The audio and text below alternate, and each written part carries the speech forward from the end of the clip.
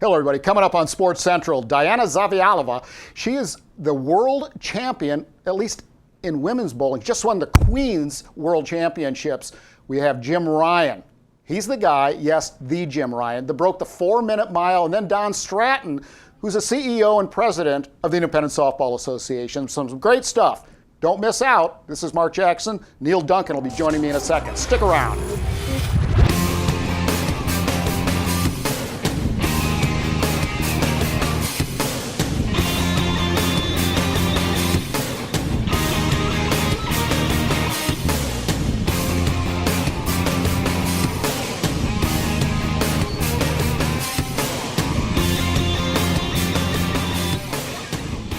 Hey everybody, and welcome to Sports Central. I'm Mark Jackson, the good-looking young man to my right, Mr. Neil Duncan. He'll be my co-host. And Neil, we've got a great show coming up, and we have somebody to thank before we get right into it, because this is phenomenal. I will thank you and pay you later for that compliment. But this first segment brought to us by Harry's Seafood Bar and Grill, and good show coming up, and I'm excited to get right into it. Oh, this is awesome. In fact, we're not going too far away from home, because we do actually have a governing body of the sport of softball based right here in Polk County, and that's the Independent Softball Association. In fact, this weekend, coming up, we actually have the ISA, the Independent Softball Association, World Series in the C, D, and E categories. Wow. I mean, there's going to be teams from all over the country competing for the World Series crown in those particular groups. And Neil, this is really an honor to be hosting this event right here in Polk County. Absolutely. When we talk about the local update, or when we did a local update each show, it's always ISA is doing this, ISA is doing that, ISA is doing that, and they're a great economic impact for Polk County, and we want to welcome the guys to the show. Well, absolutely. Don, Mike, man, it's great to have you.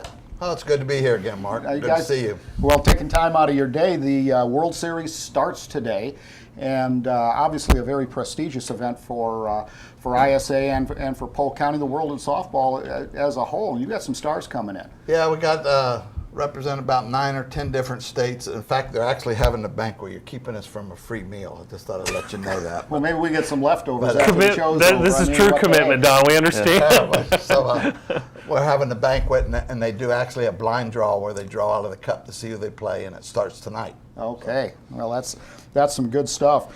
We've got a event that's technically a 3-day event here, and the guys have been coming in, getting a little practice in, which is obviously good for our economy. We love that. And Mike, a number of teams seem to be coming out of your region, which is the Southeast region, something that you've got to be pretty proud of, because there's some real powerhouses. Yeah, we got a good showing this weekend. Yeah. Well, let me back up for a second. ISA, let's talk about the Independent Softball Association, because before we talk about this event, but tell us about the Independent Softball Association. What is the draw to Polk County? Of course, you guys are in Polk County, so that's one of the draws, but tell us about the organization and why it's great to have events here. It started about 28 years ago in Tennessee. And then about 15 years ago, we had the opportunity to relocate the office. And Mark and them brought them down, and we looked around, and we moved to Winter Haven about 15 or 16 years ago. And then when I took over, we moved to Bartow to be closer to home. Right. I've been with them 25 years. The teams like to come to Florida. They know the weather's going to be good. We got 2 nice facilities. We had it here originally, and then we moved it to the Carolinas through somebody's efforts, and it was time to bring it back. Well, one of the things we have great weather in the winter, and as you move into spring, obviously this is a different time period. These events are going on year round, and how has softball changed with year-round activities?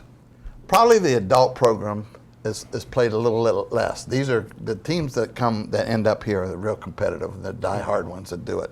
Overall, softball as a sport, the seniors and the youth are still growing. Softball's still growing a little bit. The adults are probably dropped off some, but the competitive teams, they'll always be there. Well, you talked a little bit about senior softball, and part of the organization, you have a sister organization that is connected under one umbrella, and that's Senior Softball USA, run by Terry Hennessy out of Sacramento, California.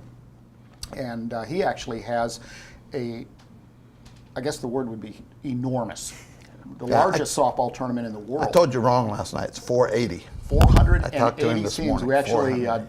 had a great interview last night on WLKF Sports Central, our radio talk show, counterpart of this one. But Don, I mean, that's an unbelievable, and of course, playing in Las Vegas at this time of the year, Yeah, it's not so certain I want a little warm. We also had our introduction into baseball through Mike this year. Oh, really? So we started mingling a little bit in baseball. So. Well, that's great. That's Mike. That's a youth oriented. Yeah, youth. We've had 3 tournaments, and sanctioned 1 league, just started, 31 teams in it. Wow. Now, where's that based at?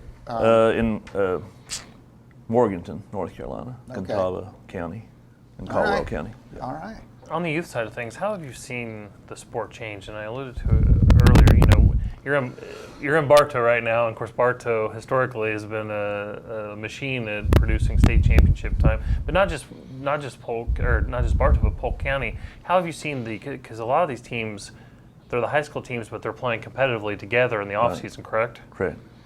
How have you seen that change over the years? Because it didn't always used to be that way. No, I hadn't been in the youth very long. I've concentrated in adult, but youth is starting to be big up in my area, western part of North Okay, Carolina. so it's growing. It like Don. Yeah. Okay. You know, one of the things that I know ISA offers is a number of different categories. You have, you know, church leagues, you have seniors, you have youth, you have co-ed. You were the first one to have a Black American Yep. national championship / World Series, and the diversity is certainly there. But softball's a lifetime sport. When we see guys now, and you mentioned that senior softball is growing by leaps and bounds, and you know these kids are as young as 8 competing in the girls' fast pitch. I mean, we're just seeing a sort of a transition into more of a family sport than years ago when you guys were superstars playing out on the field more so. You know, it was mainly adults. They had some few women's leagues, but now, man, full lifetime deal. We just came back from overseas, Ireland and Scotland, and they're probably where our U.S. was 30 years ago in softball, and that it's being introduced over there. You know. How was that experience? That had to be a blast It was playing great. softball in We Scotland. played the Irish national team on one night, and then we played some teams. Then we went to Scotland and played in a tournament. Real hospitable. Learned a lot about rugby and stuff like that. So. Well, when you say where we were 30 years ago, what do you mean by that? They're still getting into it. They play. They probably play more co-ed than anything. Okay. It started like a family orientation. The guys take it serious, but actually, like in any co-ed, the women are what make the teams good or bad. Mike's just getting ready to host a co-ed in Cherokee. Just so happens they have a complex sits on top of the mountain, and about a half a mile next to it is Harrah's Casino. So it's kind of a good place for them. Works out good. Works out good. Yeah. Let's talk about the facilities here in Polk County and how they stand up against other facilities around the country. I mean, we're truly blessed to have the amount of softball facilities as we do right here in Polk. Is that true? Yeah, and we're, as you know, we're still in the infant stage. We haven't always had these, but we have the Auburndale and the Diamondplex who are equal to anybody in there. And then we have Christina and Bartow in the youth. At one time, I think we counted up, we had like 28 to 30 fields we could use for youth. And that's hard to find any place in the United States in such a small community.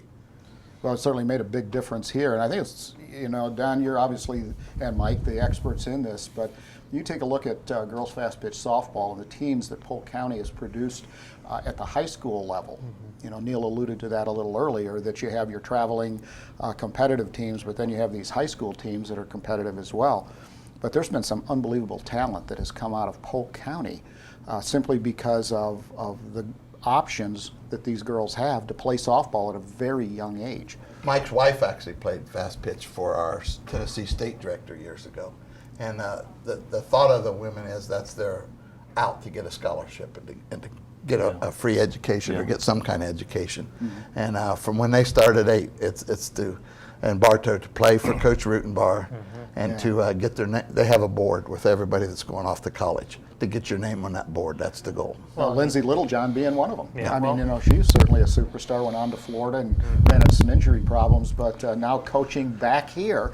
That's what we want to see. Kids go to college, come back here, and create their own new life and lifestyle. You look at Nancy Denton recently from Oh, yeah. Wales, inducted to the Polk County Hall of Sports Fame. Hall of Fame. Yeah. Yeah, So, what are the things? What's new? I mean, what's in the future? What's the future of ISA, and what's the new trend? What do you guys see going forward? We're actually meeting next week in Vegas while the seniors are there to discuss the future. But of course, we're going to come back again. We did agreement with sports marketing for 2 years to have the world here. We're bringing the youth world here next year, and hope to build on some of the success they've had with other associations and other things. We're starting a winter national. We have the winter nationals here, but we're starting a winter world, which will be in Lexington, South Lexington, Carolina. South First weekend Carolina. in February. Okay. In February to try to get some of. You got snow on the ground there, That's okay. We take These a guys- chance. These guys are- That's Well, worth it. we talk about these events. How many teams are we talking about, and then let our viewers know how many players are on a team, just so they can get their hands around Yeah. what kind of economic impact we're looking In at. the youth and the men, we do it roughly at about 15 people per team, 15 participants.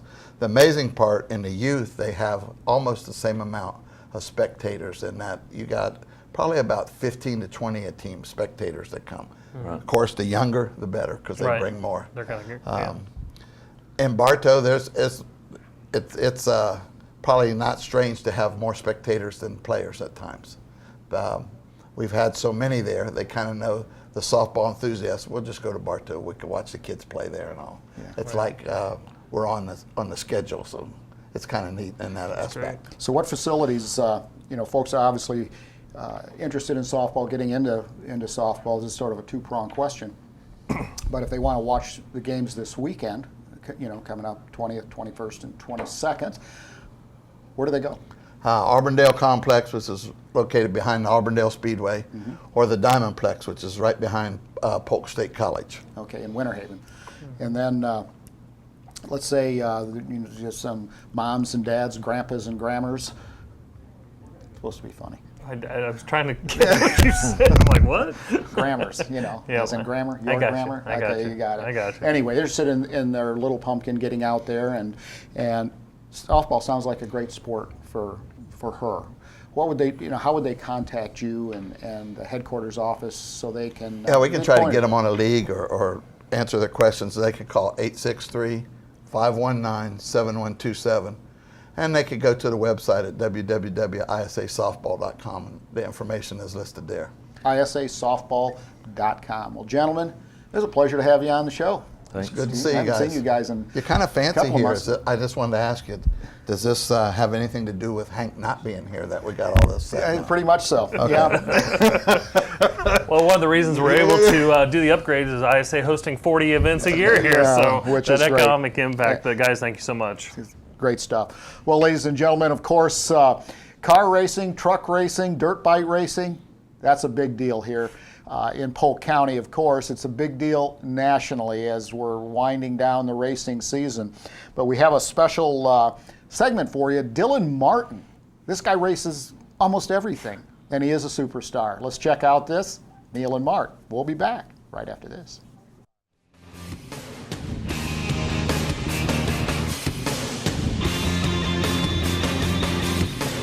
2006 is about when I started racing cars, but about 3 years earlier than that, I started racing motocross, and that's what I really wanted to do. So I thought I really stuck into that, but I wasn't really that good, and I eventually got hurt. And my mom told me either I need to quit doing that or start something else. So that's when my grandpa told me to start racing quarter midgets. And so I got into there and I started racing that for a long time. I did that for about 3 years on the national circuit, and then about 2 or 3 years ago, I started racing trucks. I started racing because my whole family was always revolved around football and softball and things like that with my brother and sister. And so I tried football a little bit. I was never really that good, so I always loved motocross, so that's when I started racing motocross, and from there on I eventually got to here. James Stewart was always my inspiration when I raced motocross. He's always been my inspiration throughout all my motorsports, anything I've done. He's always been so much different than everybody else. He started real low. He used to race around the country in a mobile home trailer and still won almost every single race. So I want to be like him because he's always so calm in everything he does, but he still ends up winning and never breaks. My favorite athlete would probably have to be Jimmy Johnson. He's more into auto racing, so unlike Stewart, he's not in the same category as auto racing as him. So someone to be in my same sport as I do, he would have to be the biggest one. He's won 5 championships in a row. My favorite school subject would probably have to be science. Pretty much everything you do with the truck is all science. Math goes along with it. I'm not good at math, but I've started to figure out that I am good with it. It just takes me a while to get into it and how to do it. Down the road, I want to see myself in NASCAR. That's my eventually my entire goal. Even if it's in the truck series, that's still okay with me. Just some sort of thing in NASCAR. They're the highest caliber in auto racing. So eventually, if I can get enough sponsors and money backing, I will definitely be on there. Being in NASCAR, you can be the best driver in the world and not have enough sponsorship or be comfortable enough in front of the camera to be able to get that sponsorship opportunity, or even if a sponsor wants you to sell their product, anybody can sell their product, but who's going to really persuade the viewer to buy their product if you're just boring? Luckily enough, where I started racing at, a lot of the NASCAR guys came from. So tracks like Auburndale and Citrus County, a lot of the tracks that are local to here, some of the NASCAR guys who are in NASCAR right now came from here. Charity is something we just started doing about last year. We raised $6,000 in the charity race. We're doing a lot of appearances for a lot of charities like Sunshine Foundation, Shriners Hospital, and Anchor House Ministries. So we try to do stuff with them probably almost every week or every other week as much as we can to get their name out there and also get our name out there as well. I've been racing for probably 6 years now, and so this charity thing is new to me, so to have a lot of kids look up to me like that, it's pretty awesome. I try to stay humble with everything I do, and so not let it all get to my head. So I want to stay different, but not get like big-headed. Being that I'm only 15, the only way to get respect, you're not going to get it right out coming out on the track. You're going to have to gain it. So racing people clean, it's okay to move people out of the way, but not to go out there and like spin them out and act like you've never done it before. So you really have to drive people clean to get the respect. My biggest accomplishment on the track would probably have to be last year when I was racing rookie trucks. I got the Triple Crown Championship, and so to be able to win 2 out of 3 races at my age level was really awesome to get the win for that. Off the track would have to be probably working with all the kids, the charities and stuff like that. I get a lot of awesome feedback from a lot of the people who are involved with it, so that's probably one of my favorite. I'm lucky to have all these people behind me. I know my team, my crew chief, my dad, my PR, everybody does everything they can to get me to where I am right now. My dad puts every single dime he has into my racing, so I'm so lucky to have all that. Racing the truck, when we go truck racing, it's a pretty big circus. We have probably 50 people coming to see us to watch. We have people in the pits like every 5 seconds. So it's just cool to go out there with my dad and be able to just go to a dirt track with just me and him with a car and go out there and try to race. We don't go out there and expect to win, but we just go out and try to have fun. We'll also, like on off weeks, we'll go try to test other people's cars. We'll try to race it for them, just trying to get seat time as much as they can for me.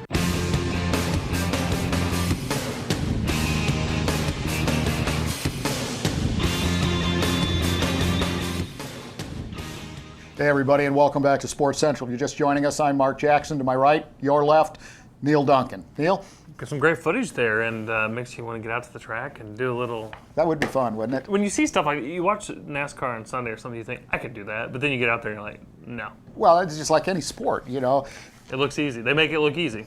Yeah, that's why they're good. Well, one of the segment sponsor for the segment, Sunsplash Vacation Homes, one of our partners that make things look easy. Oh my goodness gracious! They do a great job. Oh, just provide something really unique to Polk County. Vacation rental homes, Right. Big deal out in Las Vegas, by the way, but and some other destinations. Yeah, it's not a timeshare. It's you can rent it for 3 days, 7 days, 3 months. Whatever you want. But it's a right whole here in Polk home. County. Absolutely, some great stuff.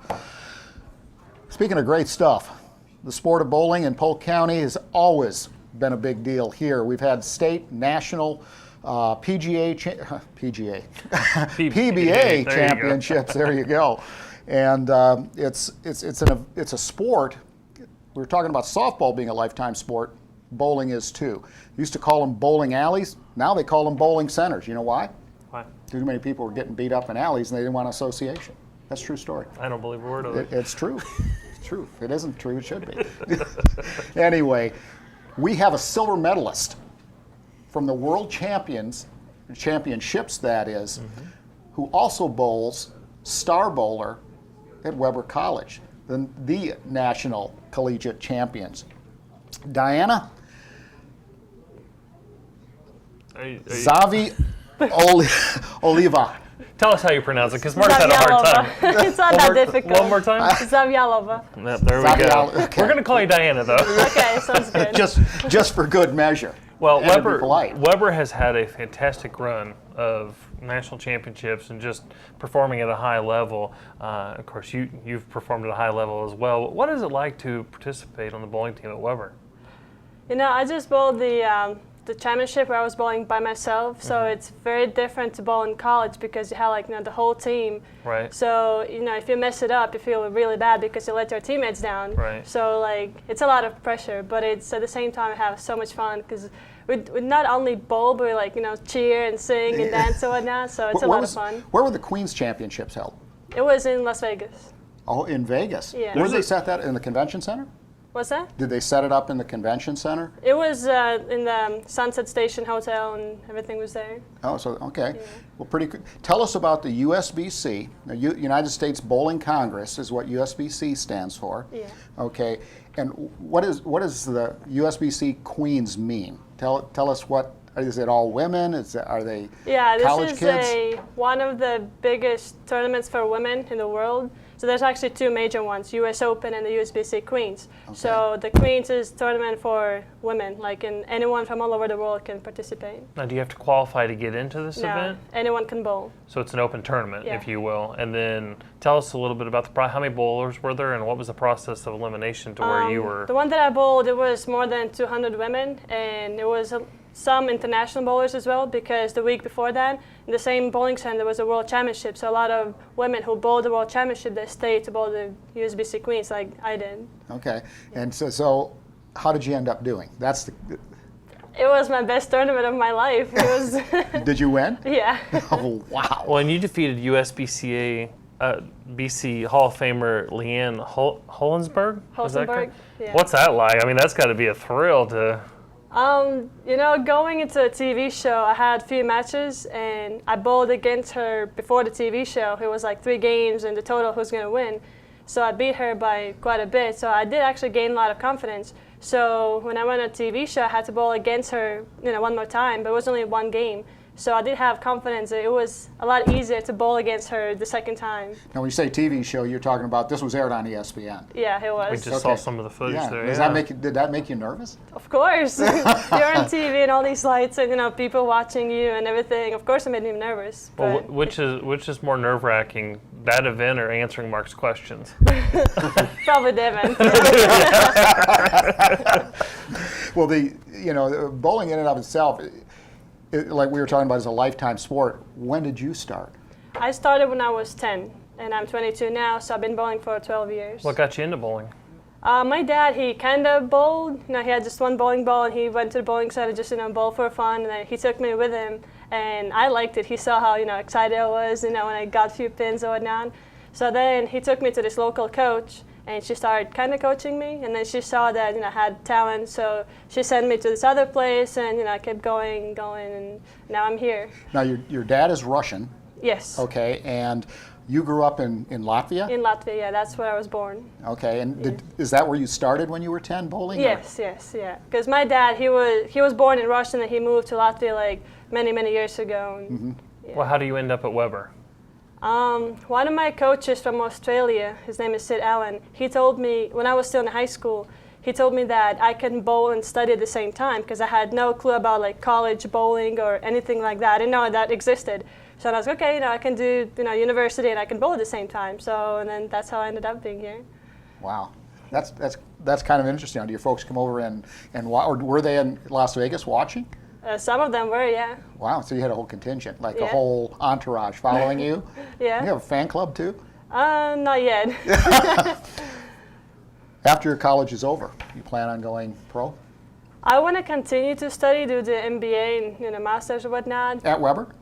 Probably not, somewhere else. Yeah, Okay. because I want to have like different majors and minors or whatnot. Okay. But my main focus is going to be bowling. I'm going to try to go into professionals and bowl more big major tournaments. Well, USBC's recently moved from Greenfield, Wisconsin to, I believe it's just outside of Dallas now. Yeah, it's Correct. Texas, Is that maybe working in administration, something you'd see down the road? If they hire me, sure, why not? Who knows? You're willing to, right? Yeah, I would love to work like on a bowling field. So. Well, a few shows ago, we had Lee White on, and he's a Bartow kid that recently turned pro in golf and is trying to make it through. And we heard about some of the things that he's going through. What is it going to take for you to become a professional bowler? Is there like a developmental league, or is it just entering in tournaments and qualifying? I just have to keep winning the Queens and the major tournaments, and I'll be there. Speaking of major tournaments, the World Championships. Tell us a little bit about that one.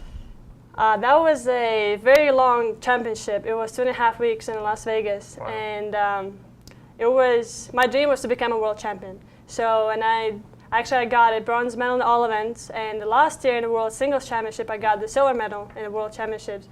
So, that was pretty cool. And then the Queens, that was my first time I ever bowled the Queens, and my goal was just to, make the TV show, but I ended up, winning and everything. But the World Championship was that was my main, goal. That's amazing. And Silver medal in that, and lost by one shot.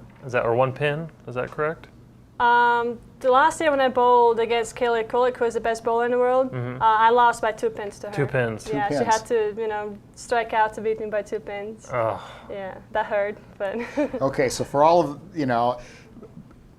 my home state is the state of Wisconsin, and that's, of course, where the USBC was headquartered for forever before they moved to Texas. And so there's trying to package about 3 questions into one, but the fact of the matter is bowling is really popular, in my home state, and especially when I was a kid. And down here in Florida, it's pretty popular as well, maybe not quite so much. But when you take a look at bowling and you take a look at the number of people that participate, I'm not even sure you know this, but it's the most popular sport in the United States. I did not know that, no. It's amazing when I tell people that there's 57 million bowlers in the United States, and this is according to the Sporting Goods Manufacturers research data. People go, there's no way. They always, say baseball, football, tennis, whatever. But it's actually the most popular sport in the United States, bowling. Good stuff. So you're the best. You're the best of the best anyway. You're the Queens champion, right? Yeah. Well, you've also participated on the national team, right? Mm-hmm. Tell us a little bit about that, bowling for your national team.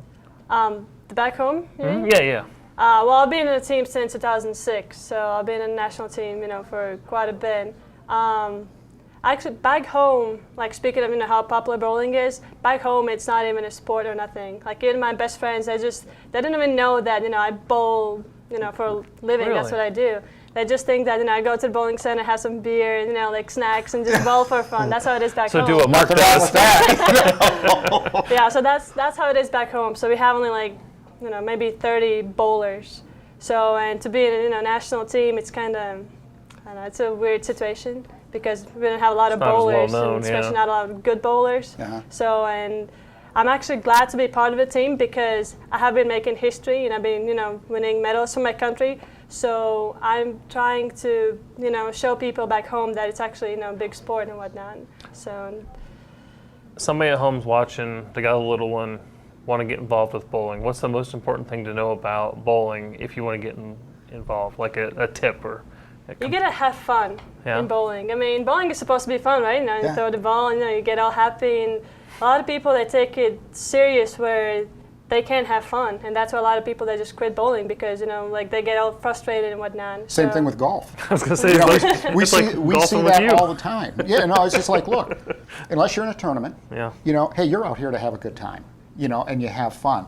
And it's not like when you're in Latvia that your dad says, hey, if you don't straighten up, I'm going to send you to Siberia. Like those types of things. But I'm really glad to hear you say that because sports should be fun. It's enjoyable. You should enjoy it, right? Exactly, and and if you're making a living at it, you take a look at the difference between Phil Mickelson who always has a smile on his face, in golf, versus, say, Tiger Woods, who pretty much uses every profane word that there is out on the golf course in front of TV cameras and so on. Phil Mickelson is a good ambassador for the sport. Obviously, you're a great ambassador for the sport of bowling. You have fun even at world championship level. That's a testament to your, upbringing, obviously, and what your parents have done for you, but also the fact that you've made it fun. And I think when you have fun, whether it's at work, whether it's anywhere else, you're going to do a heck of a lot better job because you enjoy it. Well, congratulations. We certainly appreciate you coming on, and we look forward to seeing you make it to the Professional Bowlers Association, because I think she's going to do it. Oh, it's awesome. And Weber has such a good program. Of course, do some training over at the Kegel Bowling Center, which is arguably the best training center on the planet, and that's right in Lake Wales. So we're happy to have you. Thanks so much for taking time out of your day. And that wasn't such a painful interview, No, was it it? wasn't. Okay, good. Well, we're glad of that. And Diana, thanks so much again. Thank you, guys. We appreciate it. Well, another lifelong sport, and I don't know why we're on that, because our next segment, coming up after this special little treat for you, has to do with a lifelong sport, the lifelong sport of cycling. How do you get into cycling? And for beginners, this is going to be fantastic. Check this out. Mark?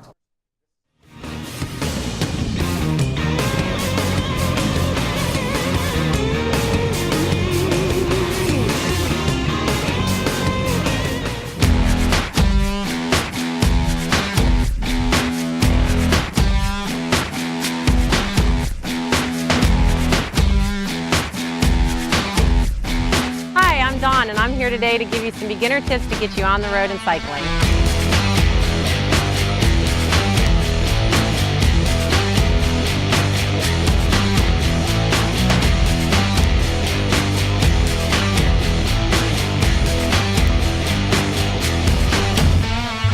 Before you leave to go on your bike ride, the number one thing you need to always remember is to wear your helmet. Your helmet is the most important piece of safety equipment that you can put on, no matter how short or how long your ride is.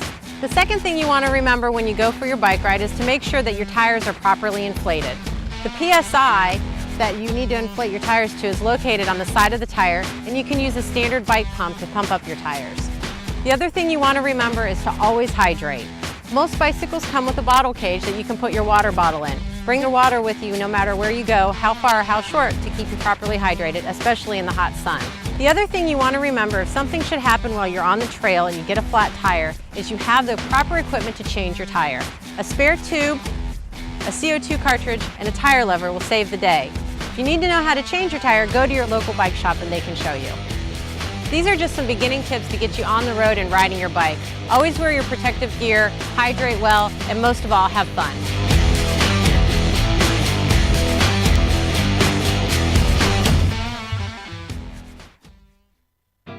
Welcome to a land of adventure and discovery. A place where special moments can be found around every corner. A land where you will embark on an unforgettable journey of wonder, where make-believe and fun-filled thrills are abundant. A land where a leisurely stroll captivates your senses. Welcome to the perfect family-friendly vacation. This is Central Florida, and our invitation is open year-round.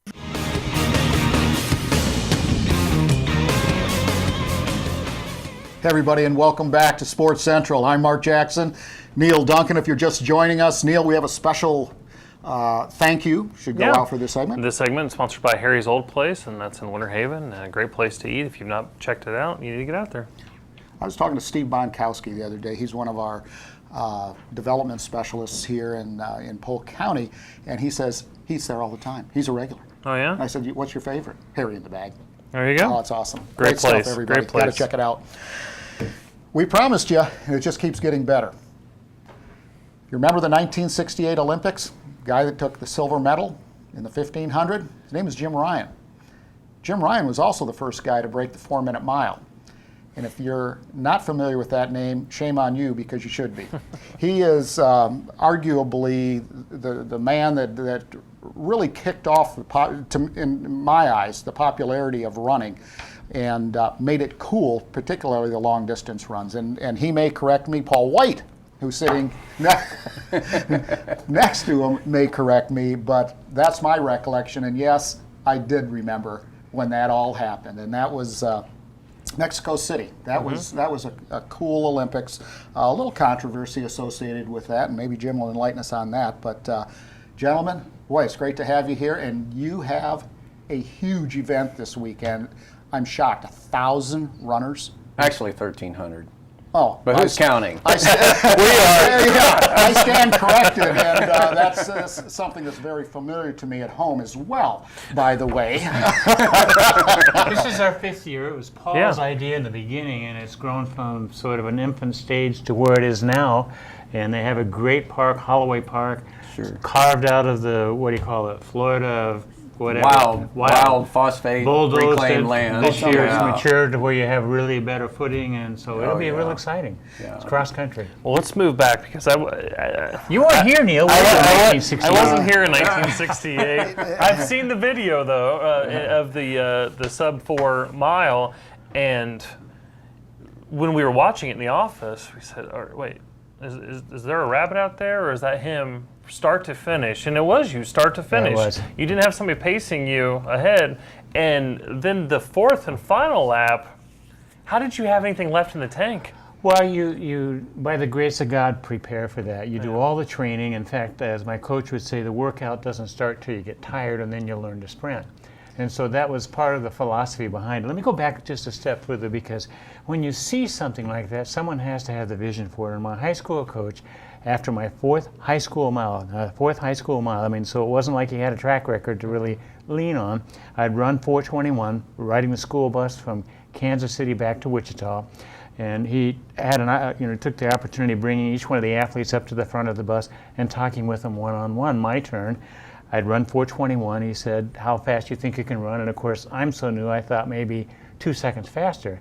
Well, then he proceeded to say he thought I could be the high school record holder, which is 4:10. And of course, I'm thinking, how's that possible? Because like many, you think of those natural barriers. I finished that day, my head hurt, my legs hurt, my lungs hurt. How are you going to run faster? And while he had my attention, he said, "Then I think you can also be the first high school boy to run under 4 minutes." And we'd hope it would happen by the time I was a senior. It was a little faster time than that. It happened when I was a junior. And so I'm under 4 minutes as a junior. God gave me this wonderful coach, great talent. I'm at my first Olympics in 1964, and I discovered that every 4 years, that's how new I was to running. So, it all began, and then you saw that culmination of leading start to finish. It took a long time to get there, but I had wonderful teammates, a great coach. God gave me some great talent, and it happened. And it's just one of those things I look back on now and have to pinch myself and say, "Gee, that was me 50 years ago." Well, it was also apparent to us in watching the video that everyone knew this was going to happen. Well, they didn't know for sure, but They thought it was going to happen. It was the last opportunity against high school only competition. And in fact, my future father-in-law, who happened to be, is that right, father-in-law, whatever. Anyway, he was throwing the shot put. And so this field was set up so that those particular field events overlooked the track. And he said when they started the race, everybody dropped everything because they wanted to see it. Yeah. So they came over to the fence and watched. And when it was over, they went back and did their events. And so my question was, if you're throwing the shot put or the javelin, suppose your opponent went out and moved the marker. He said, no, those were in the days when everybody was honest. And so he said it was quite an event. So yeah, it was a very special moment, most of all because we hoped it would happen, and it did on that day, but nobody knew for sure it was going to happen. Wow. Jim, you had you talked a little bit about honesty and those types of things, and I was at a men's prayer breakfast this morning and mentioned the fact that you were going to be on the show today. And they all go, "The Jim Ryun?" and then they started rattling off stuff. And the point being is that your reputation has been flawless throughout your career, where you have other world-class athletes and highly visible athletes have not done so well. What's your secret? Well, very simply, my parents raised me in the church. But it wasn't until 1972 when I became a Christian. At that point, I found out becoming a Christian was more than just going to church on Sunday and Christmas. Rather, it was an opportunity to develop a relationship where you prayed and you expected things to happen. In fact, my prayer before any of this took place, because I was cut from the church baseball team to show how poor an athlete I started out, the junior high basketball team, couldn't make the junior high track and field team. And so my prayer at night was, dear God, if you have a plan for my life, I'd appreciate if you show up sooner than later, because it's not really going well. And so, you know, here this phenomenal thing happens, and that's part of the vision that Paul has with the race here, is that, you know, it's an opportunity that influence, shape, and mold these young runners coming in, and at different times I get an opportunity to visit with them, and the thing I want to point out to them is that God has a plan for their life, and that you're going to be much happier walking in that plan. And so that's part of what we do, is we get to share that along the way. Well, I was actually going to ask that. It's a nice lead in here, because using your collective, you know, using your celebrity, if you will, for an event like this, being able to get that message out there, is that the reason you do these type of events? That's part of it, Neil. And I will say this, and for those that are listening, anybody that has, you know, a platform, regardless of what it is, you two have platforms, Paul has one, we carry with it, I feel, a responsibility to the next generation. You can say, well, I don't want any of that, I'm just playing sports for professional purposes. I'm sorry, you've got a platform. So take that opportunity and mold those young minds, and I think point them towards God, and that He has a plan for their life. So that's part of Paul's vision. Absolutely. We had, I was just talking to you about the middle school program, and I am just thrilled, because you know how my daughter Mallory started as a second grader running, and I got to interrupt you for a second, because it's so funny. Every time I see Paul, I can't help it. We had Mallory on our radio show many, many years ago. She had these little braces and her little blonde hair and all this, and she just smoked everybody at the AAU Nationals up in, I think it was in Michigan. Yeah, Ypsilanti, yeah. Yeah, Ypsilanti, Michigan, which is like way up there. And I'm going, this kid's going somewhere. And so, you know, it's been fun to follow her, you know, after that interview, and she's done well. But anyway, I had to tell that story, because it's something that sticks in my brain. Let me just make a comment about Mallory real fast. And it's one of those, you know, when there's a really good player for the college football team that you're our rival or whatever, you think, that person has been there for 8 years. Right. That's how it is with Mallory, because it seems like, you know, she just continues to dominate. We're always talking about her at the All Sports Awards and things like that. Sure. So real quick, what's Mallory up to before we go on? She's actually playing soccer this year, but I think that she misses her running. She went to a cross-country meet that the Florida Southern had the other day, and she's like, oh, I really miss running. I said, well, I thought you were tired of running through high school, and so that's why you want to play soccer in college. Right. But we'll see what the future holds for her. But you know, she did have a wonderful, successful career in high school. She went to state every year that she competed in track, and ended up medaling 10 times in the state championships, which is just 6 years. She could have gone 7, but she had an injury her senior year and everything. But what we, you know, put in her when she was younger is that, you know, use your running as an opportunity to influence others for Christ. And she took that to heart with her teammates, and then she actually was the ones that, she invited you to come here, because she would go to their camps, and she said, you know, we have a big invitational. Why don't we make it the Jim Ryun Invitational? Why don't you and Ann come? I think it'd be fun. And so that kind of helped that happen. Paul mentioned our camp. You can go to our website, ryanrunning.com. We've been doing them for almost 40 years. In fact, 40 years of running in all different parts of the country. Mallory's been there, I think, 6 years, 5 years. Mark Mutz has been there. Mark Mutz, but again, ryanrunning.com. And our goal is to help mold and shape these young people. We've had about 5,000 go through the years, and it's really a wonderful experience. Jim, where is your camp? Well, we have at this point 3 of them. One in San Diego, California.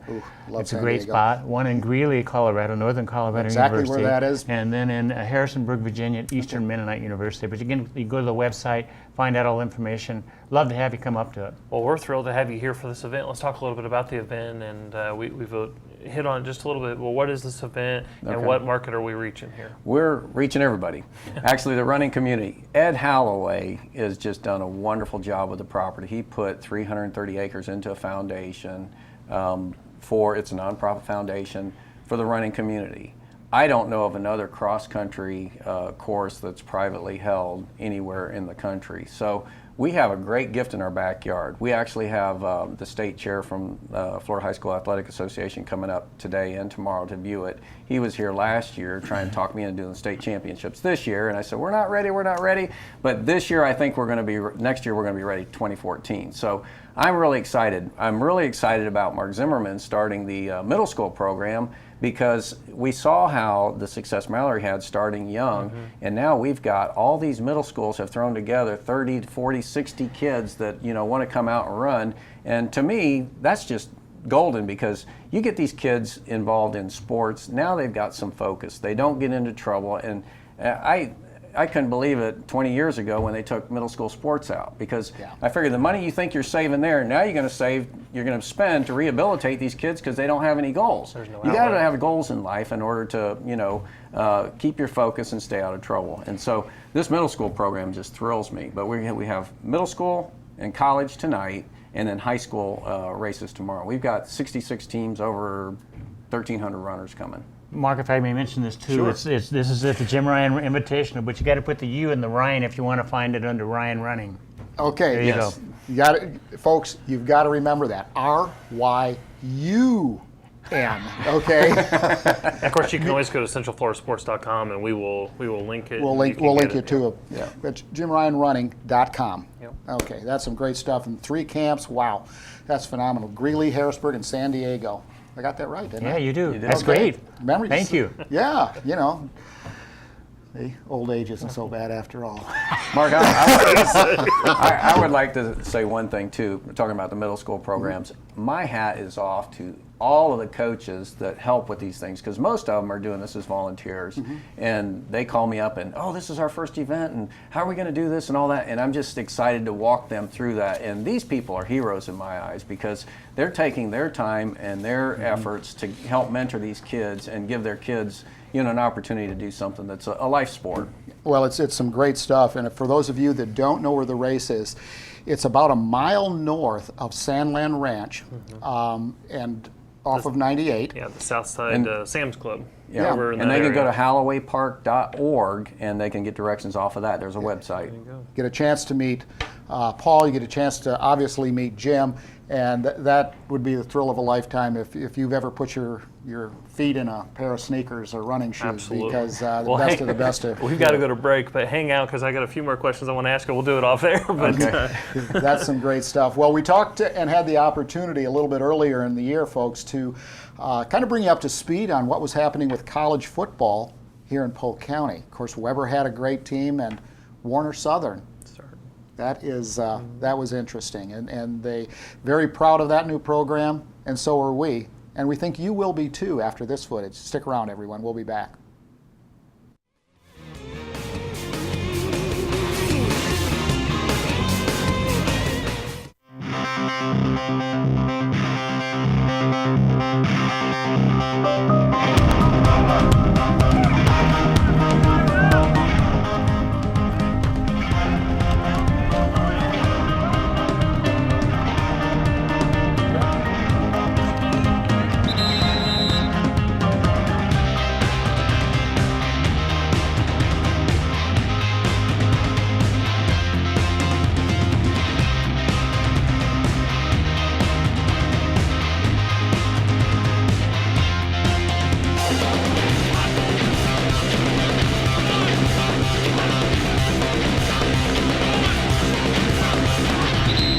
Kevin Jones' son was in my PE class at Victory Christian. And I emailed Kevin when he was at Southeastern, said, you know the thing about starting football? And the normal response is, no, we'll never do that. At the time, I worked at another university in the county, and he called me and said, hey, why don't you guys start football? And talked it over with some people there, and it just wasn't the right timing. When I came over here, I think I was on the job for a day or two before Sean called me again. He said, why don't you guys start football? So I tried it again. I sent him another email letter. I said, hey, you ever think about it? And he goes, possibly. So give me a proposal. So I gave him a proposal in January of 2012. Talked to the president and the cabinet here, the administration, the board of trustees were all excited about it. And he said what's going to happen is they're going to have a board meeting in May and we'll let you know. Board meeting in May came and they approved it unanimously. So it's like, ooh, so what do we do now? We decided last May 21st to go ahead and try to get this thing started, and we started. Let's go, let's go, let's go, let's go, let's go.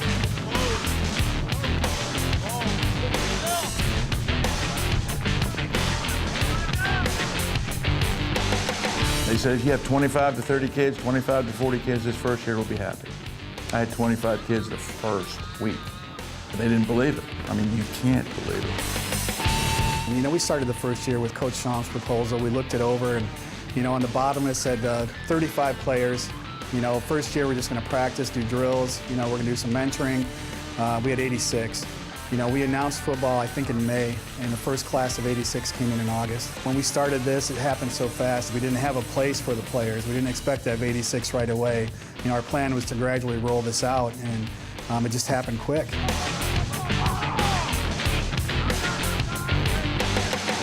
We didn't have anything, basically. I remember the lockers, we never had any lockers. We had to put all our stuff on chairs. We had to walk up to the top field up in front by the Highway 27. We had to basically just work our way through and get to where we need to be now. My name is LaRonza Smith. I'm a middle linebacker, defensive captain. Middle linebacker, basically you have to know everything. You have to know your assignments, your lineman assignments, your DB's assignments. You have to know the calls. You have to know formation-wise what's going on. You have to scout the offense. You have to know, like, basically be able to check everything. You're supposed to be just a man beast on the field, middle linebackers. You got to be an uncaged animal, just ready to unleash on anything. When you play middle linebacker, you have to be the heart, soul, the wall, everything.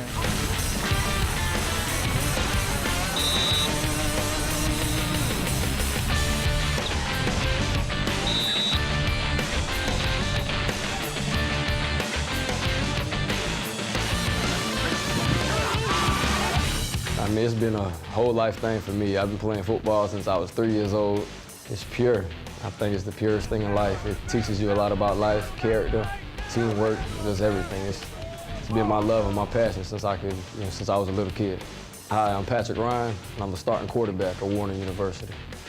At my position, quarterback, with me, I like to, I'm not just a drop back passer. I like to run around too. You know, I like to run the ball, I like to throw the ball. So with this offense that we run, it really gives me a lot of freedom to, use, I guess, my athleticism, you want to say, to be able to drop back and throw the ball, and then, if I get into trouble, take off and run with it.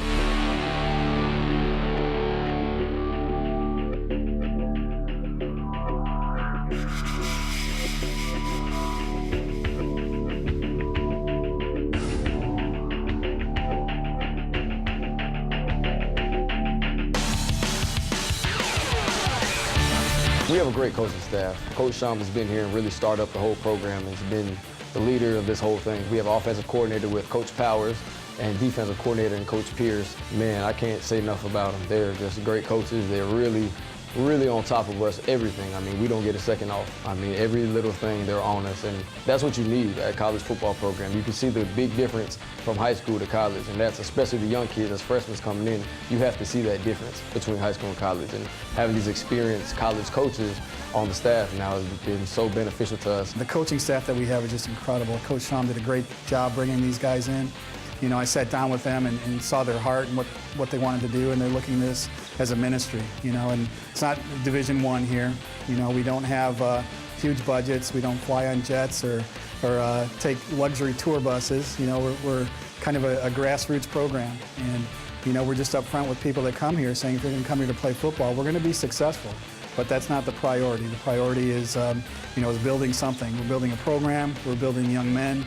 And our coaches are really bought into that. So the 4 coaches we have right now have just been incredible to deal with. They're not just trying to help us just in the classroom or just on the football field or in any athletics. They're trying to help us in life, spiritually and, later on in the future getting a job. My growth in Christ has really been beneficial to me here and has really grown because, they really preach it to us, and, we go to chapel twice a week, and some people, they may not want to do that, but for this school, it's great. It helps you. It has made me a better man. We're treating these guys as if they're our children and how we raised our own children. We want people that have a belief in Jesus Christ. Now, where they are in that belief, everybody varies. And what we're all trying to do as coaches, we're trying to get everybody over to the upper extremes where we are. But there are kids that have just started their journey. There are kids that are in the middle of their journey. But everybody that is here because they love Jesus. And that's the unique thing. That's what's completely different. we all realize that the gifts that we have, whether it's administrative, whether it's athletically, whether it's academics, the gifts that we have in us, the desire that God puts on our heart is something that we want our players to be able to answer that call. A lot of them love football. That love for football is I believe, is a gift. The talent they have is a gift. See, to me, this is not a job. It's not a vocation. It's fun because you get to see kids develop. Yeah, it's phenomenal. That's why we do this. You can touch people's lives. You can change people's lives. The cross represents the ultimate sacrifice. And what we have to do as human beings is we have to give ourselves to the Lord. Not worry about our own personal agenda, not worry about me, not worry about this. Give it to Him. And that's the thing that we have to get young men to understand here.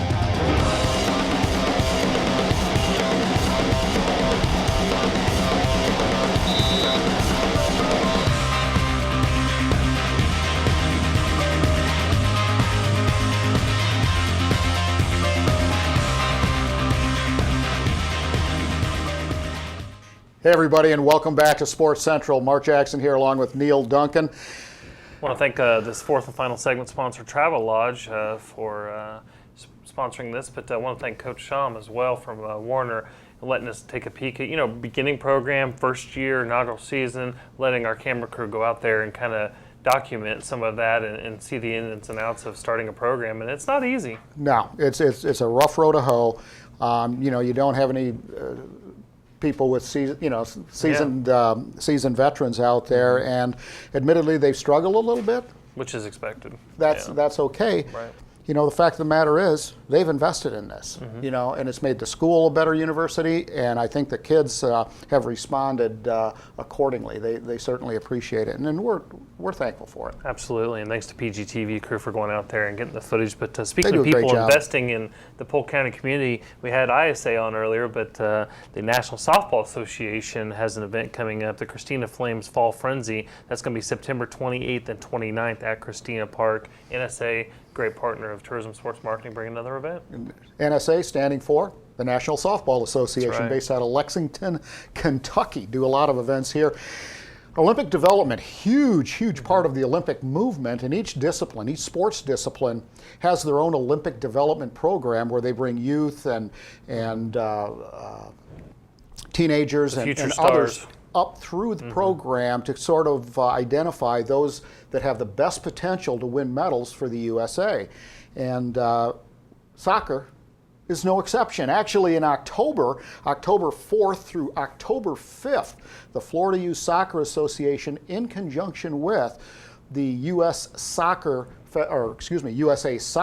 which is the official governing body of the sport based out of Chicago, have an Olympic development program at the Lake Myrtle Sports Park. Something you might want to check out if you're into the sport of soccer, and of course the FYSA, Florida Youth Soccer Association headquarters based at Lake Myrtle. Largest sports governing body in the state. Right. Another softball event, Florida ISA October event. That's October 5th and 6th. That's going to be at the Bartow 555 complex. Another one of those events, Don, we talked about it, 40 plus events a year. ISA bringing another event to Polk County. Literally pumping millions of dollars into the economy here in Polk County, that is.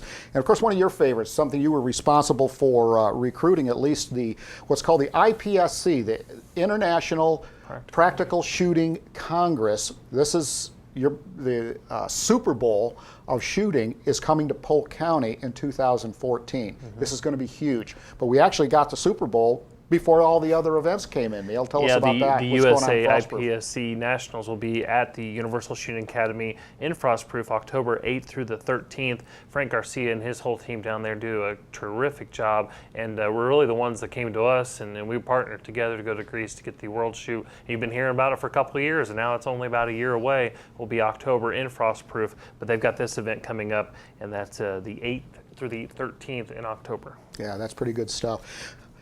Neil, it's been a great show. Unbelievable. Jim Ryun, what a great, he's a fantastic human being.